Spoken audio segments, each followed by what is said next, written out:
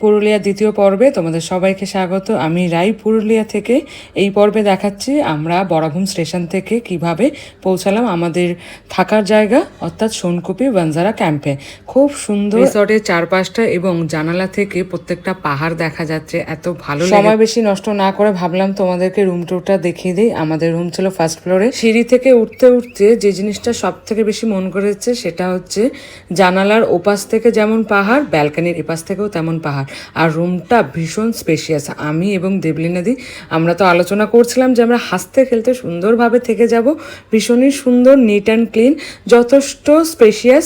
আর ওপাশ থেকে দেখতে পাচ্ছ ছোট ছোট ব্যালকানিগুলো, ব্যালকানির ওপারেও পাহাড়। আর এখানে যা যা থাকার দরকার একটা রুমে বেসিক অ্যামিনিটি সেগুলো তো আছে। রুমটা যথেষ্ট বড়, এটা একটা ভালো দিক। ও এখানে বাথরুমটা যথেষ্ট স্পেশিয়াস, বাথরুমে যা যা থাকার দরকার, এবং সব থেকে যেটা বেশি ভালো লেগেছে বাথরুমে হ্যান্ড টাওয়াল ঝুলছে, আর যা যা অ্যামিনিটিস থাকার দরকার সেসব তো থাকেই। সবাইকে টাটা, দেখা হবে নেক্সট পর্বে। সবাই ভালো থাকবেন, সুস্থ থাকবেন।